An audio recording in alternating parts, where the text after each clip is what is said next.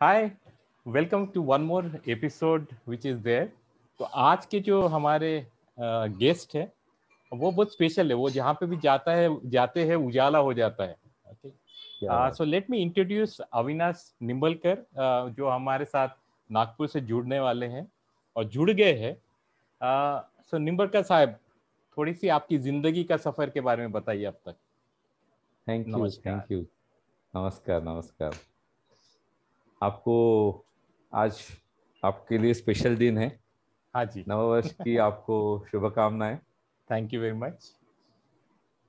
आ, अभी तक रसगुल्ला बना नहीं तो आपको रसगुल्ला हम ऑनलाइन ऑफर कर देते हैं।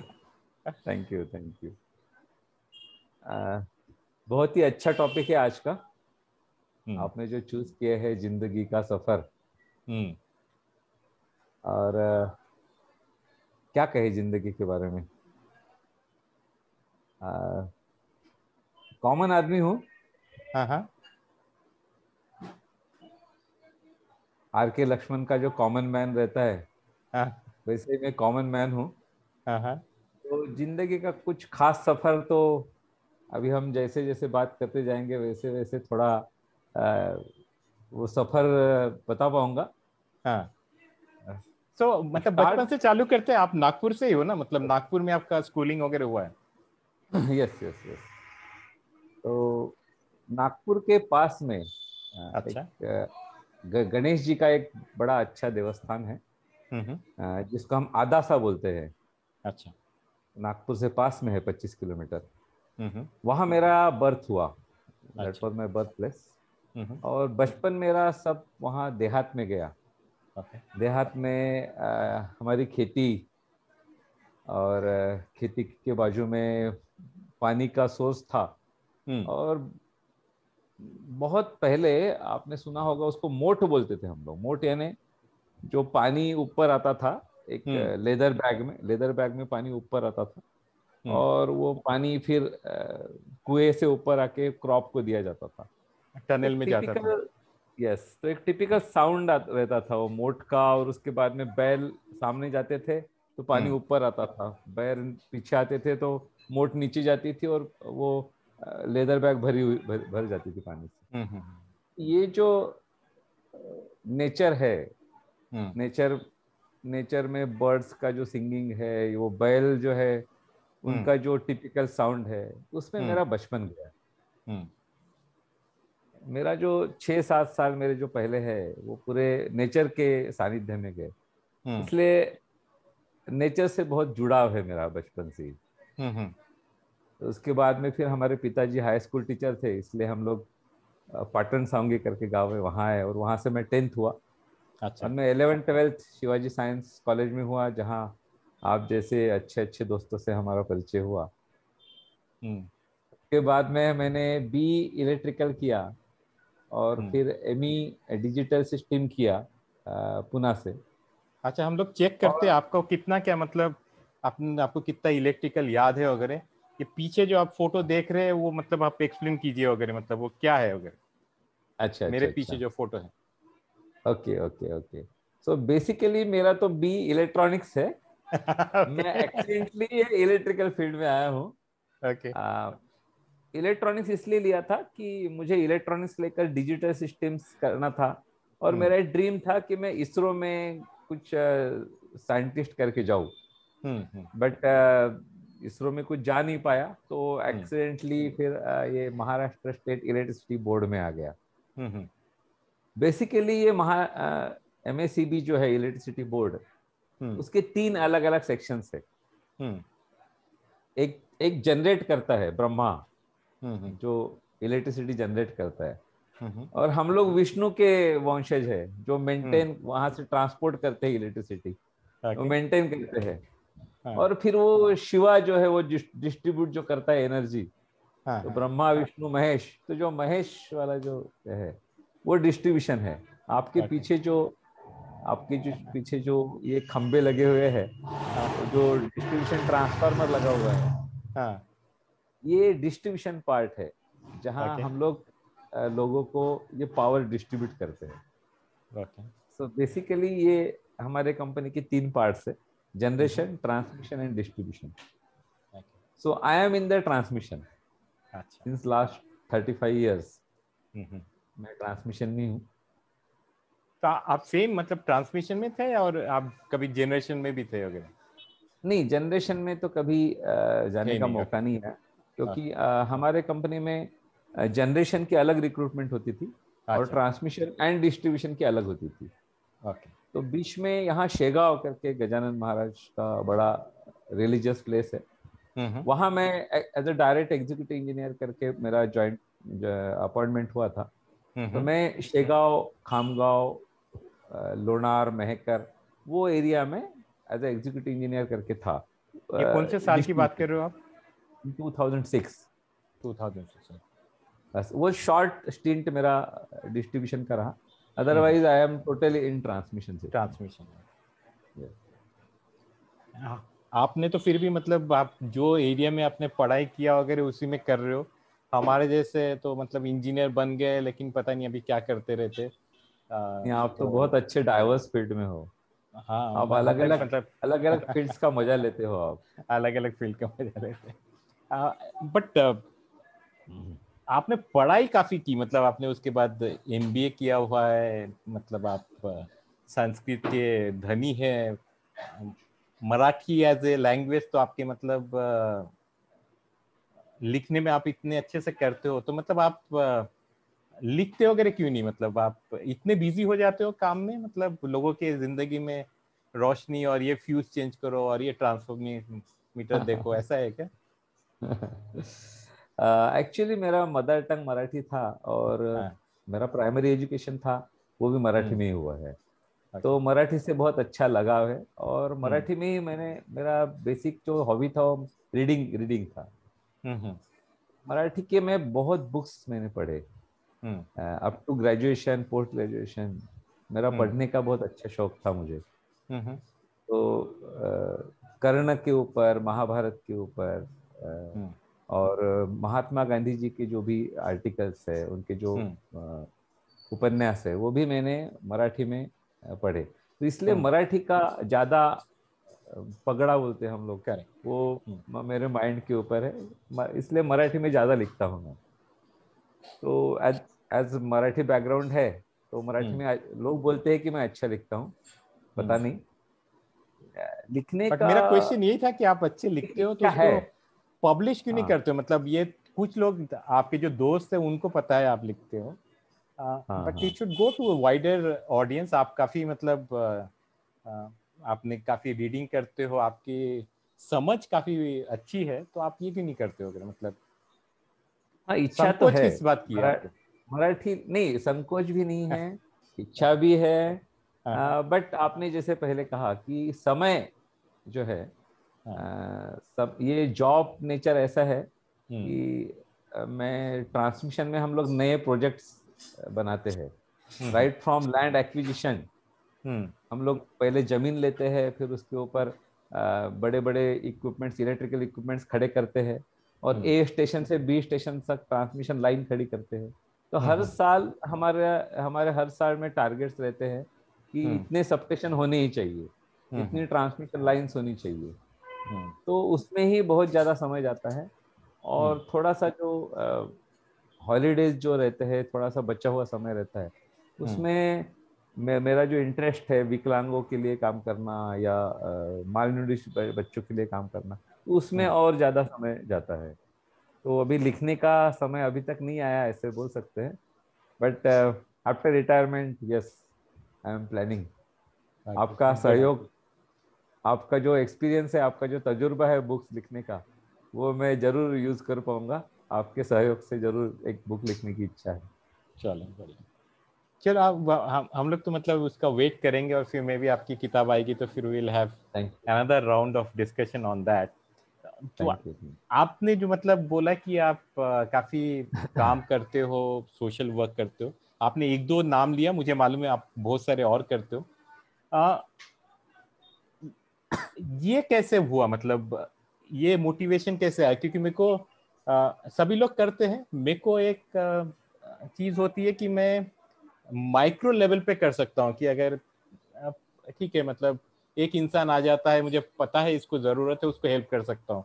But on the bigger level, coming to a organisation, doing it, पता नहीं, मेरे को थोड़ा सा हिचक रहती है उसमें कि पता नहीं पैसे कहाँ जाएंगे.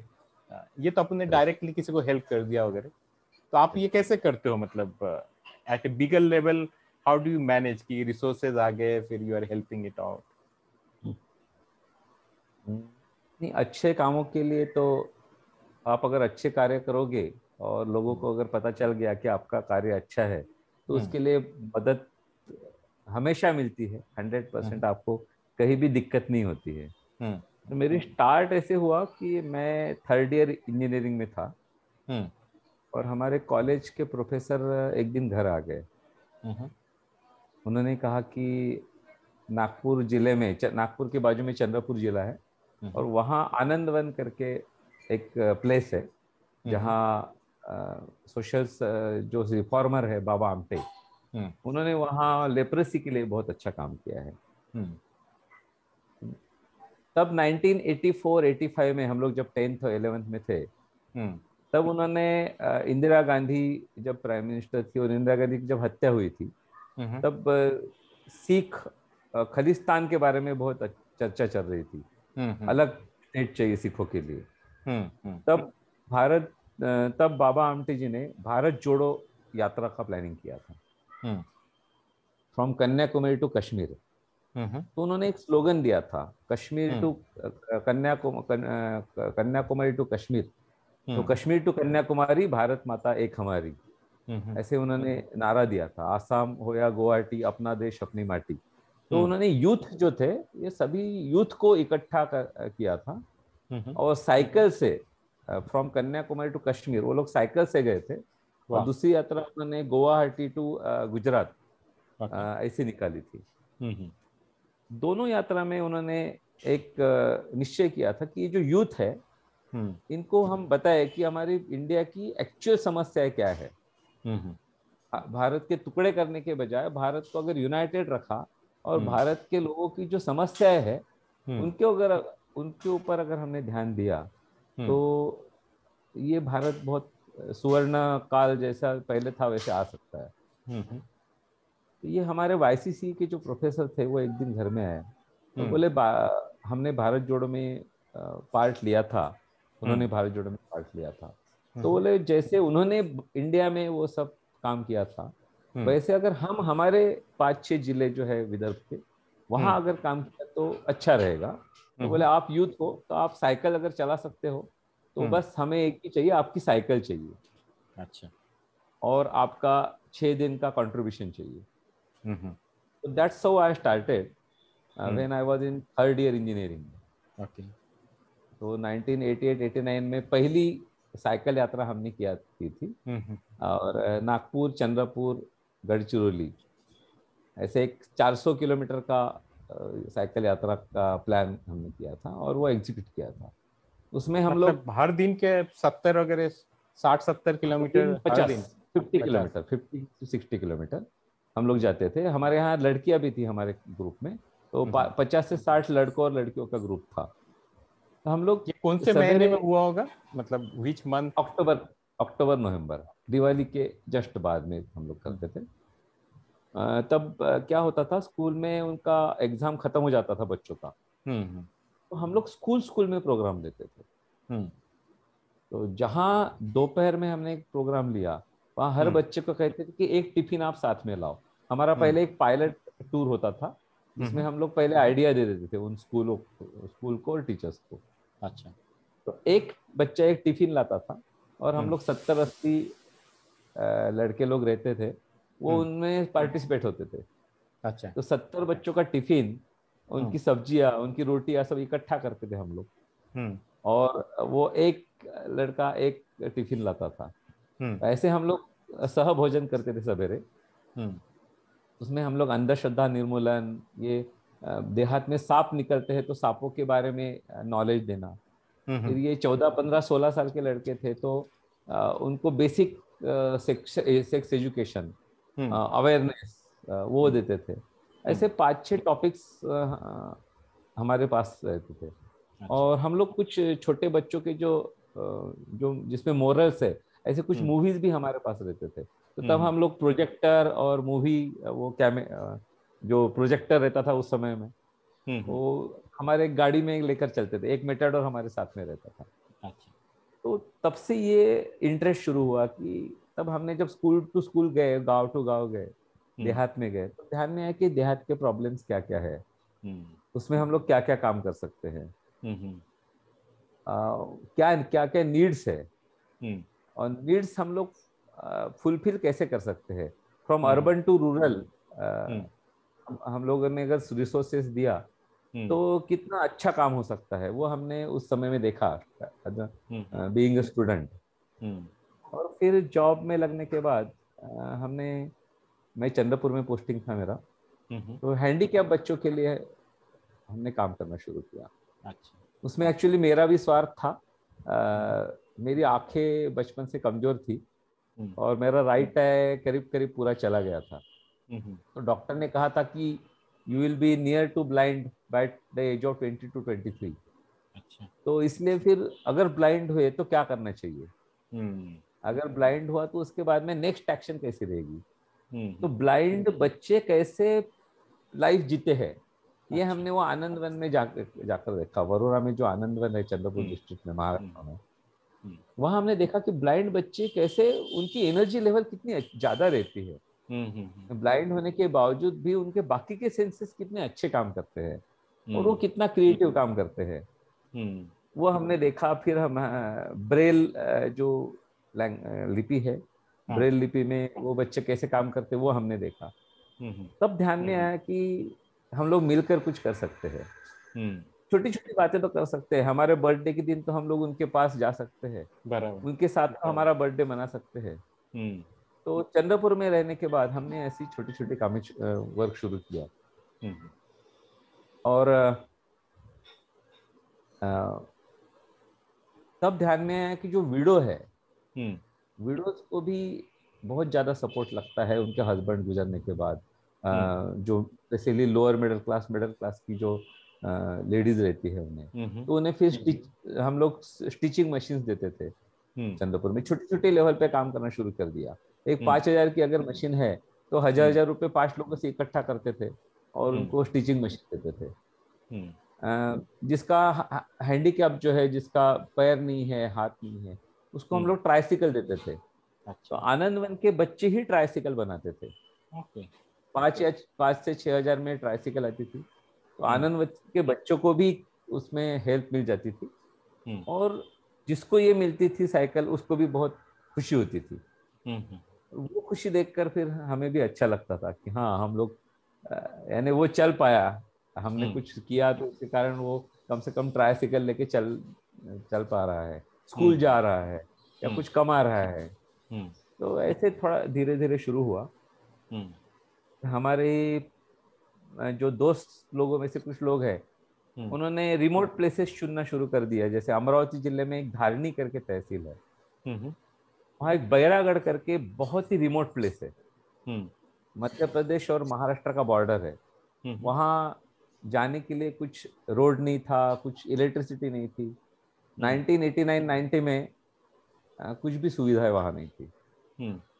तब नितिन जी गडकरी महाराष्ट्र के अपोजिशन में लीडर थे, तो उन्होंने हमें एक वॉकी टॉकी दी थी। वहां से सिर्फ हम लोग इमरजेंसी में धारणी तहसील प्लेस में कम्युनिकेट कर सकते थे, बाकी there was no communication media, no transportation media.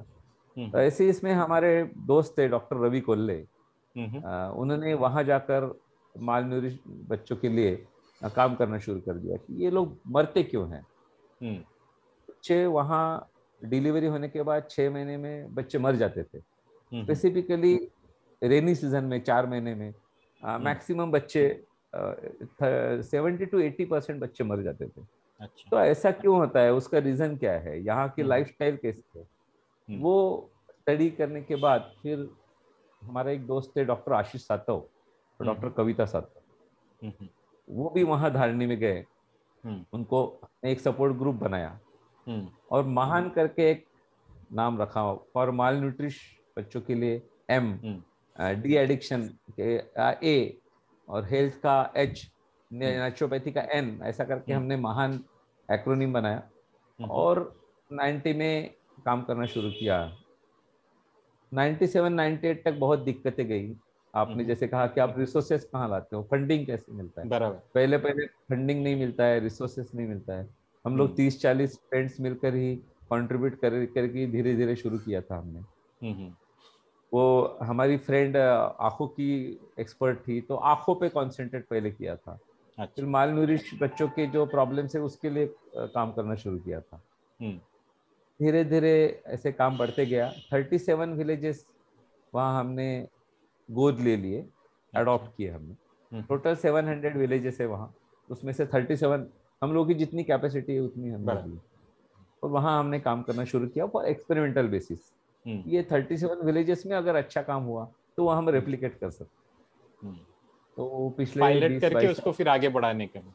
Yes yes.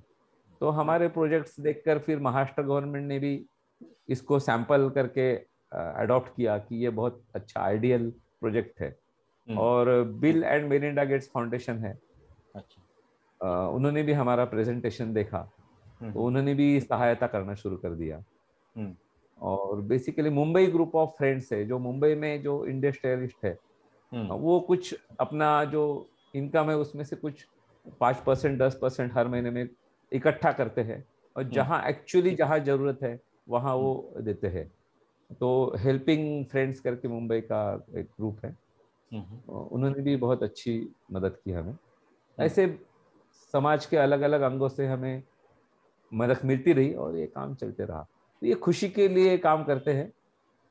और बाबा आमटे ने जैसे कहा था कि हाथ लगे निर्माण में, नहीं मांगने नहीं मारने। हाथ हमारे निर्माण में लगना चाहिए, मांगने के लिए नहीं, मारने के लिए भी नहीं लगना चाहिए। नहीं लगा। तो हाथ लगे निर्माण में, नहीं मांगने नहीं मारने। तो इस हिसाब से शुरू है वर्क। नहीं, बहुत बढ़िया है। मतलब आप इतने बिजी है उसके इसमें आपने किया और काफी दिनों से किया है, बचपन से आपने मतलब स्कूल कॉलेज के डेज पे चालू किया। I think this is something all of us need to do it and our bit to the society. तो आई थिंक इट्स ग्रेट। हमारा कंट्रीब्यूशन तो स्पिरिल जैसा है। वो अच्छा। राम जी जब शायद कुछ इसके श्रीलंका में जाने के लिए निकले तो वो स्क्विरल ने जो एक एक पत्थर डालना शुरू कर दिया, बस उतना ही हमारा कंट्रीब्यूशन है। बाकी जो लोग उसमें सहयोग करते हैं, जो मदद करते हैं, उनका बहुत ज्यादा कंट्रीब्यूशन है। हम लोगों का तो सिर्फ एज अ सपोर्ट ग्रुप करके कंट्रीब्यूशन है।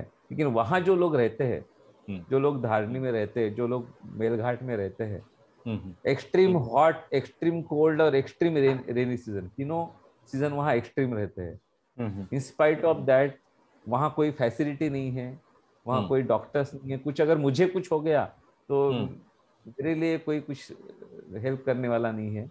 ऐसी ऑड कंडीशंस में हमारे जो दोस्त वहाँ काम कर रहे हैं वो ज्यादा सराहनीय है। हम लोग तो सिर्फ नागपुर से सपोर्ट देते हैं उन्हें बस। अच्छा, अच्छी स्क्विरल बात है। जैसा काम। जरूर जरूर।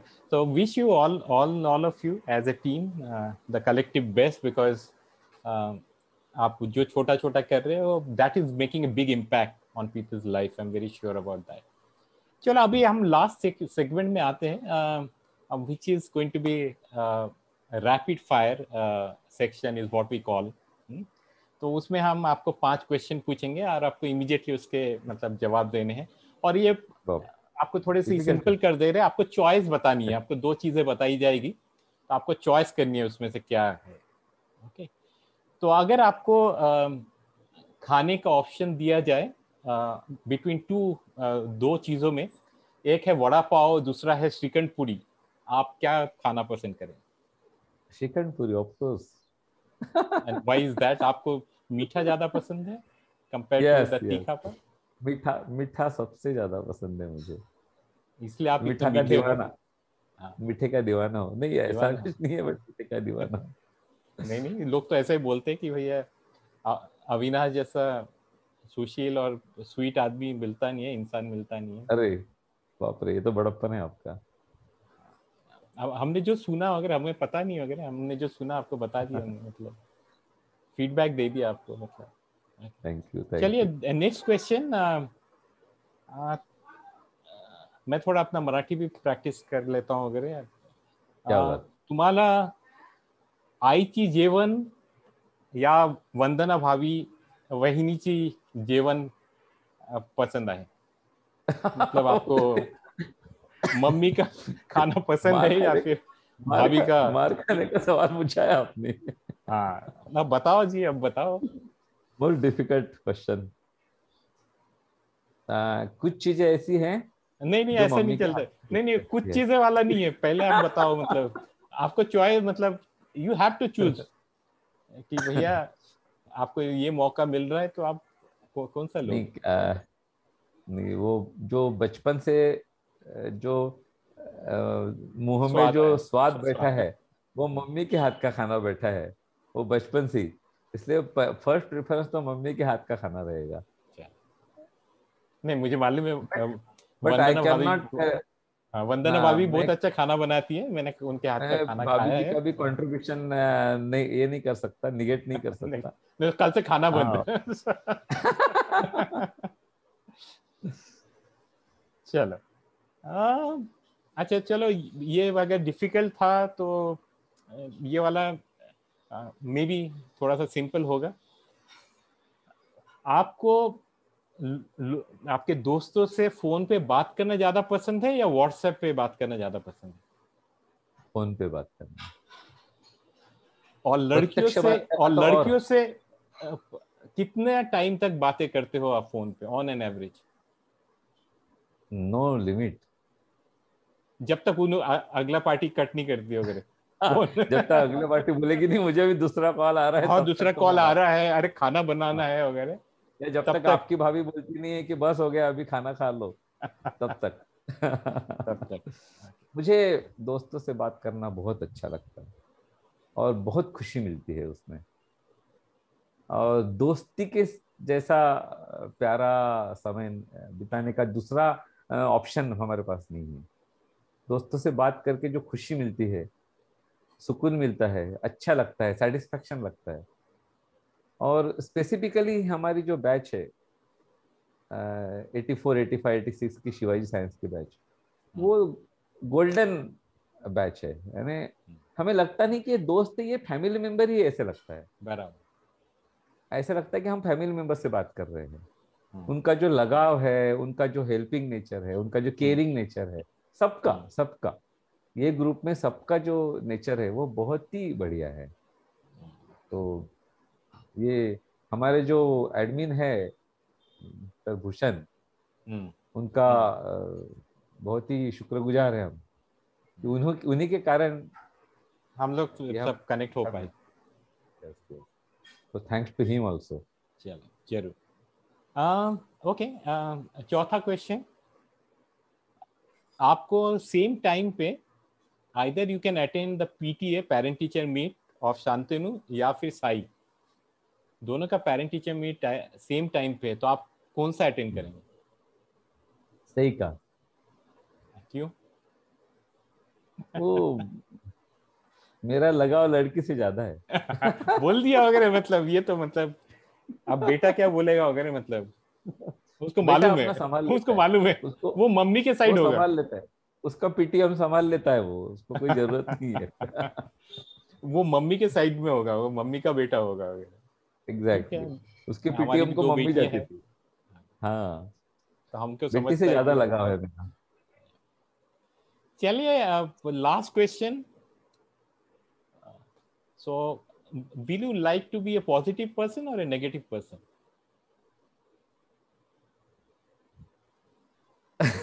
गूगली हो गया क्या?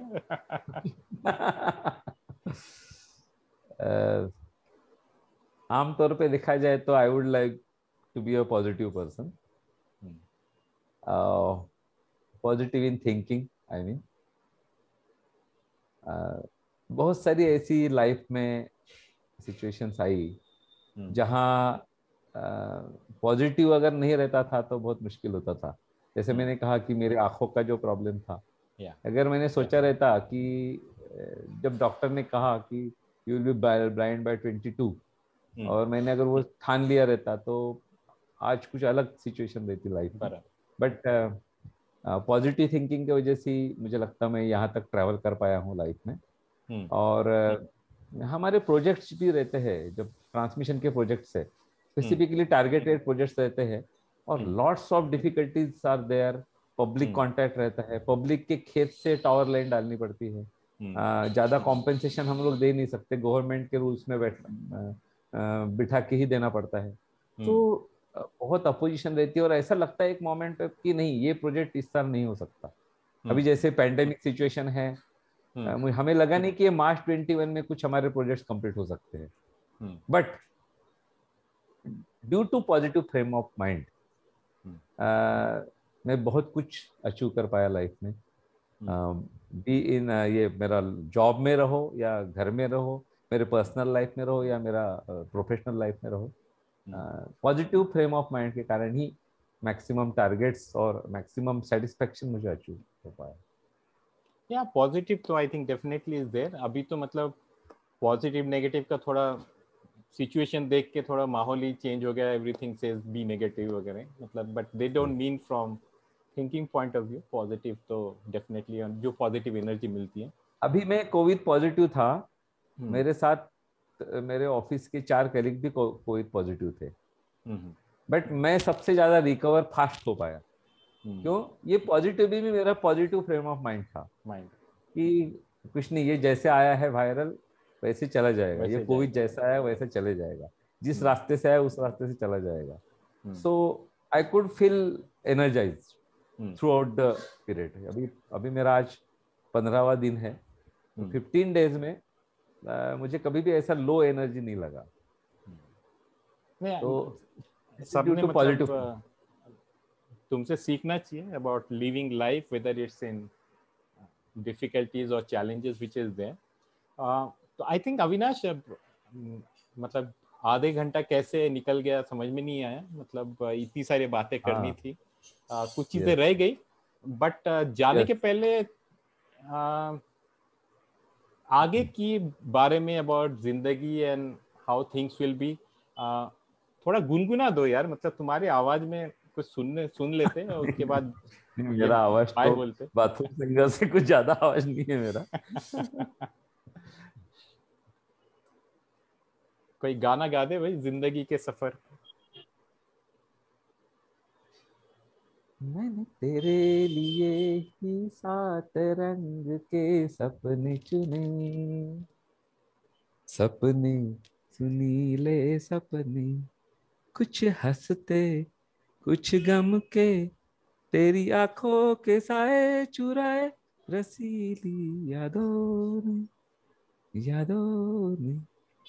वाह, thank you, thanks a lot Avinash कि आपने मतलब टाइम निकाला हमारे लिए, मतलब नहीं थैंक यू। मैं विशेषतर आपका धन्यवाद इसलिए मानना चाहता हूँ कि लाइफ में पहली बार ये मैंने किसी को इंटरव्यू दिया है, और लाइफ में पहली बार मुझे लगा कि कुछ क्वालिटीज है, जैसे आपने कहा कि कुछ मराठी में लिखो, मराठी में आपसे कुछ इंस्पिरेशन मिला मुझे कि यस मैं कुछ कर सकता हूँ, मराठी में कुछ लिख सकता हूँ, लिख पाऊंगा। तो रिटायरमेंट के प्लान आपने ये आधे घंटे में बहुत सारे मेरे क्लियर कर दिए, इसलिए मैं आपका विशेष शुक्रगुजार हूँ। बहुत आभारी हूँ आपका। चलो, थैंक यू वेरी मच। आपने मुझे चुना। ये मुझे लगता है आपका कितना 3rd इंटरव्यू है? हाँ, मतलब उसी समझ लीजिए 5-6 हो गए। Thank you, thank you. ये 5-6 में आपने मुझे चूज किया, यानी आपके पास तो आप टॉप 5 में है। थे, मतलब आप आप टॉप 5 में 22 थे। कंट्रीज आप 22 कंट्रीज घूम के आए हैं, आपके पास कितने ऑप्शंस होंगे? उसमें नहीं, लड़कियों ऑप्शन के ऑप्शंस इतने ज्यादा ज्यादा है, इन वो स्पाइट तो of that you have chosen me. वो तो नहीं था मेरे पास, क्योंकि वो सारे आपसे बात करना चाहते हैं, तो मेरे से कोई बात करना है चाह ही ना था। अरे मैंने बोला यार जो मतलब गुरु है उसी से ले ले, बात कर ले, तो फिर बाप रे बाप रे। चलिए, wish you all the best. आप थैंक यू ऐसे खुश तुहिन, थैंक यू, रहिए, खुशियां बांटते रहिए, एंड थैंक यू, थैंक आपको यू। और आपकी फैमिली को ऑल द बेस्ट। आपको भी नए वर्ष की फिर से आपको शुभकामनाएं। हाँ जी, आपका नया साल ऐसी ही खुशी से जाए, आपकी फैमिली ऐसी ही भरी भुरी रहे, यही मैं शुभकामनाएं देता हूँ। चलिए, thanks a lot, bye bye. Bye.